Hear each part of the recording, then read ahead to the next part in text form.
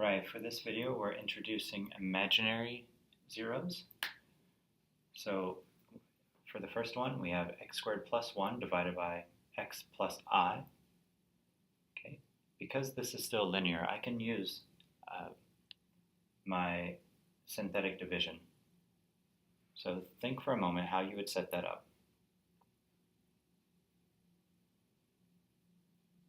Good. Now you can also use your long division, and that's fine too. So maybe I'll use long division on this one, and then I'll use synthetic division on the next one.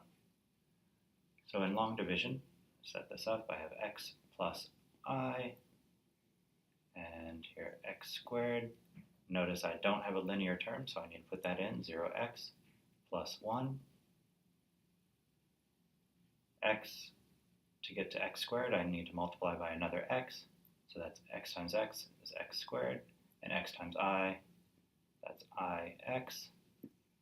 So now I have to subtract. That's 0. Then that gives me negative ix. Got two terms here, so I want to drop that, so I have two terms here. To get from x to negative ix, of course I'm going to multiply by negative I. So I get negative I times x, negative ix, just what I wanted. And then here I get I times negative I, or negative I squared. Now hopefully you remember that I squared is negative 1, so a negative negative 1 is plus 1. So that means we have 0 for our remainder in this case.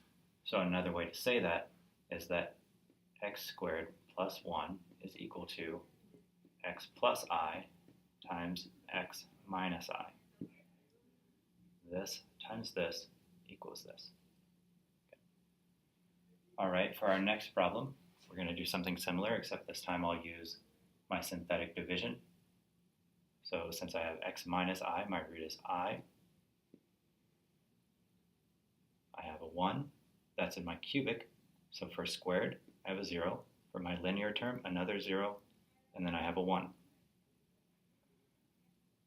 Drop my 1. All right, you go ahead and try to finish this. Okay, so hopefully you paused and are coming back if you need help. So I times 1 is I. Add these together, we get I. I times I is I squared, which is negative 1. Add those together, we get negative 1. Then I times negative 1 is negative I. And so we have our remainder of 1 minus I. That's okay. Remember that even though this has two pieces, this is one complex number. So a way we can write that is to say that x cubed plus 1 is equal to x minus I times x squared plus ix minus 1, close the parentheses, plus 1 minus I. And again, remember that we could put this inside, so that could be equal to x minus I times x squared plus ix minus 1 plus 1 minus I over x minus I.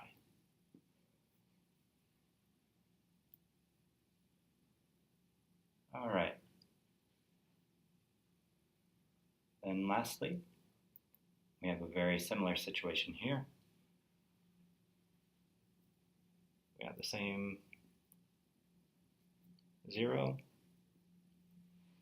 Now in this case, we have a 1 coefficient for our quartic. Then for our cubic, our quadratic, and our linear terms, they're all 0. So third degree, second, first, and then we have our negative 1.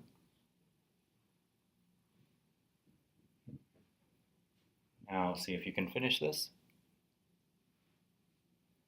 All right, we're going to we're going to drop this, multiply, so that's I, add them together, that's I, multiply, that's negative 1, add together, negative 1, multiply, negative I, add together, negative I.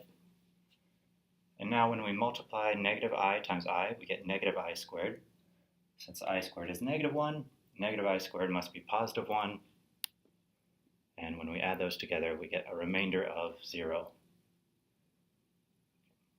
So another way I can write that is that x to the 4th minus 1 is equal to, I might have to write this down here, x minus I times x cubed plus I x squared minus x minus I. And there's no remainder. Okay, so we're going to use this information to work on a couple more problems as we go.